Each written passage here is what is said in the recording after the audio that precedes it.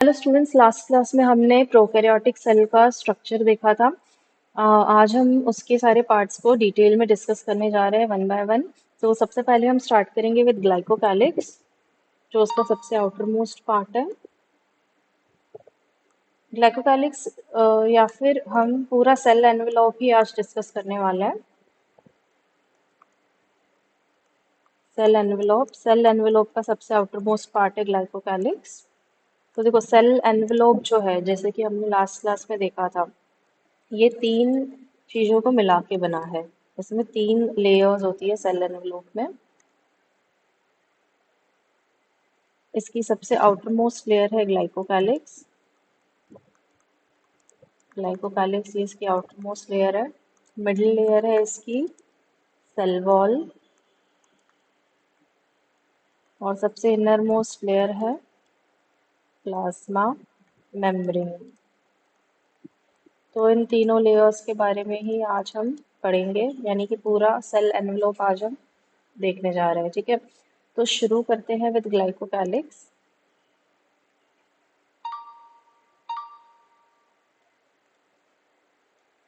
देखो, ये जो ग्लाइकोकैलिक्स है,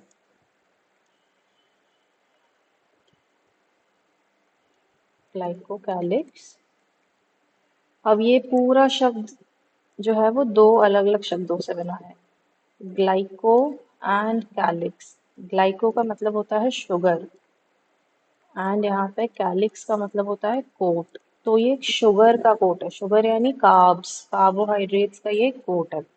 तो ग्लाइकोकैलिक्स बना होता है कार्बोहाइड्रेट से, यानी कि पॉलीसैकेराइड से। यहाँ पे कार्बोहाइड्रेट्स जो होते हैं वो पॉलीसैकेराइड्स होते हैं, and to be more specific, कौन सा पॉलीसैकेराइड? Muco polysaccharide.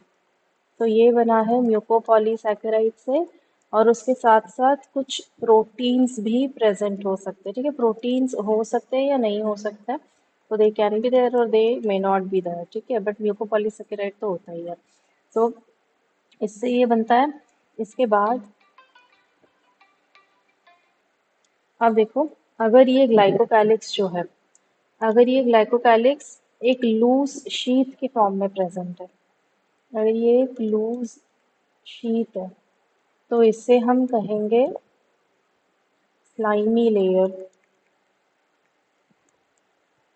और अगर ये टफ और थिक है, if it is tough, loose नहीं है, एंड थिक कैप्सूल के फॉर्म में, इसे हम कहेंगे कैप्सिड।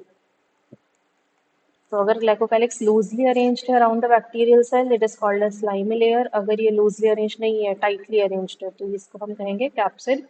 ठीक है, अब हम ग्लाइकोकैलिक्स के फंक्शंस देख लेते हैं। ये किन किन चीज़ों में सेल को हेल्प करता है, क्यों ज़रूरी है ये सेल के लिए। जैसे मैंने बोला, हर सेल के पास तो ये नहीं होगा, कुछ ही बैक्टीरियल सेल्स के पास यानी प्रोकैरियोट्स में ये प्रेजेंट होता है। बट जिनके पास भी होगा, उनको क्या एडवांटेजेस मिलेंगे, ये अभी हम देखने जा रहे हैं। यानी इसके फंक्शंस हम देख रहे हैं ग्लाइकोकैलिक्स के। तो सबसे पहला इसका फंक्शन ये होता है, ये जो स्लाइमी लेयर होती है, स्लाइमी लेयर ये अटैचमेंट प्रोवाइड करती है, इसको होस्ट बॉडी को अटैच करने में हेल्प करती है। ठीक है, सो अटैचमेंट में ये हेल्प करेगा, क्योंकि स्लाइमी है, चिपचिपा सा है, तो अटैचमेंट में हेल्प करेगा। कैप्सिड अगर होगा, तो कैप्सिड इसको होस्ट इम्यून सिस्टम से प्रोटेक्ट करेगा। देखो, ये कोई बैक्टीरियल सेल है, समझो, ये उसका सेल वॉल है।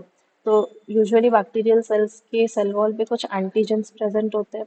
अब जब ये बैक्टीरियल सेल किसी होस्ट बॉडी में जाता है, तो होस्ट इम्यून सिस्टम यानी डब्ल्यूबीसी से इन एंटीजेंस को रिकॉग्नाइज करते हैं और समझ लेते हैं कि ये तो फॉरेन एंटीजेंस है, तो इसके अगेंस्ट एंटीबॉडीज तैयार करते हैं और बैक्टीरियल सेल का खात्मा करते हैं।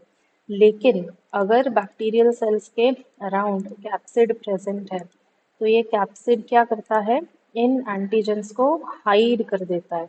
अब ये एंटीजेंस हाइड हो गए, तो होस्ट बैक्टीरियल सेल ना तो इन एंटीजेंस को रिकॉग्नाइज कर सकता है, सॉरी, जो होस्ट इम्यून सिस्टम है, ना तो इन एंटीजेंस को रिकॉग्नाइज कर सकता है, और ना बैक्टीरियल सेल के अगेंस्ट कोई एक्शन ले सकता।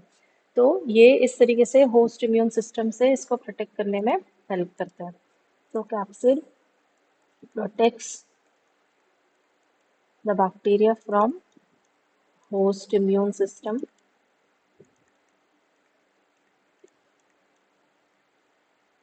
यानी ये जो ग्लाइकोकैलिक्स है, कैप्सिड है, ये एक अदृश्य चोगे की तरह काम करता है, इसके लिए छिपा देता है बैक्टीरियल सेल को होस्ट इम्यून सिस्टम से।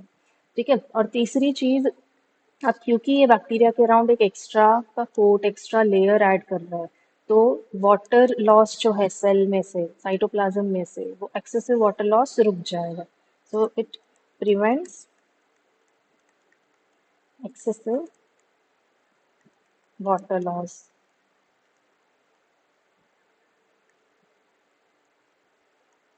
सो ये है इसके फंक्शंस। तो ये था सेल एनवेलप का पहला पार्ट, ग्लाइकोकैलिक्स। अब हम देख देंगे सेल वॉल।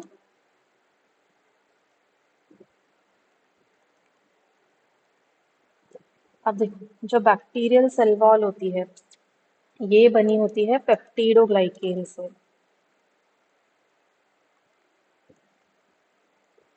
पेप्टिडोग्लाइकेन भी एक पॉलीसैकेराइड है।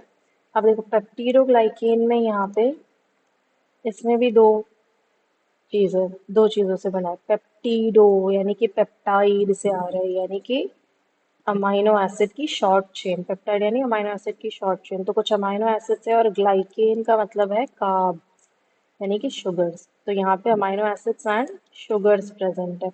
अब देखो, अमाइनो एसिड्स यहाँ पे कौन से हैं देखेंगे हम। कार्ब्स दो तरीके के होते हैं, दो तरीके के ग्लाइकेन्स हैं, नाग एंड नाम। नाग क्या है? NAG is N acetyl glucosamine, and NAM है यहाँ पे N acetyl muramic acid. N acetyl glucosamine, N acetyl muramic acid. और अमाइनो एसिड्स कौन से होते हैं? अमाइनो एसिड की एक साइड चेन होती है, यहाँ पे 4 अमाइनो एसिड्स होते हैं। L lysine, L alanine, D alanine and D glutamic acid या ग्लूटामेट। तो ये 4 अमाइनो एसिड्स की साइड चेन होती है, और साथ में ये 2 ग्लाइकेन्स। तो ये रिपीट होते जाते हैं और पेप्टिडोग्लाइकेन तैयार होता है। पेप्टिडोग्लाइकेन को आप म्यूरिन भी बोल सकते हैं, या फिर म्यूकोपेप्टाइड भी बोल सकते हैं।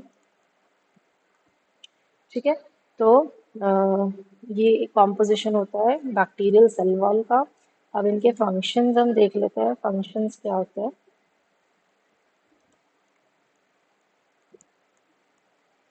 Functions of cell wall.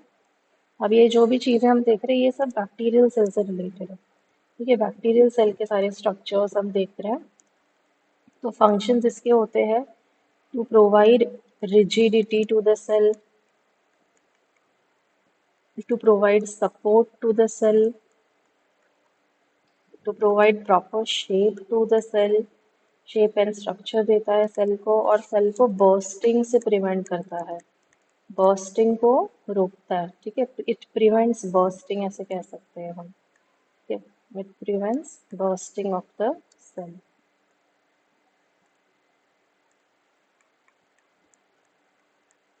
Prevents bursting of the cell. तो ये आपने लोअर क्लासेस में पढ़ा होगा, एंडोऑस्मोसिस में पढ़ा होगा कि सेल वॉल कैसे सेल का जो बर्स्टिंग है वो रोकती है। प्लांट सेल के बारे में पढ़ा होगा। तो वैसे ही यहाँ पे सेम मैकेनिज्म यहाँ पे अप्लाई करता है। तो ये तो सेल वॉल के फंक्शंस। अब लास्ट लेयर सेल एनवेलप का रह गया है, वो है इसका प्लाज्मा मेम्ब्रेन। तो देखो, प्लाज्मा मेम्ब्रेन का जो स्ट्रक्चर होता है ना, वो सारे ऑर्गेनिजम्स में सेम होता है। यूकेरियोट्स में भी सेम होता है, प्रोकैरियोट्स में भी सेम होता है, और सारे यूकेरियोट्स में जितने भी यूकेरियोटिक सेल्स हैं सब में सेम होता है। ठीक है। सो प्लाज्मा मेम्ब्रेन के बारे में बस नहीं कि ये सेमी परमिएबल मेम्ब्रेन है। ठीक है, सेमी परमिएबल होती है, and it is similar to the plasma membrane of eukaryotic cell. अब इसका जो स्ट्रक्चर है प्लाज्मा मेम्ब्रेन का डिटेल स्ट्रक्चर वो हम आगे ही देखेंगे जब यूकेरियोटिक सेल को डिटेल में डिस्कस करना स्टार्ट करेंगे, तो इसीलिए इसे हम यहाँ पे अभी डिस्कस नहीं करेंगे। तो ये तीनों लेयर्स मिलके बनाती है सेल एनवेलप, ग्लाइकोकैलिक्स, उसके बाद cell wall and cell membrane. इसके आगे के स्ट्रक्चर्स हम नेक्स्ट क्लास में कवर करेंगे। Hello students,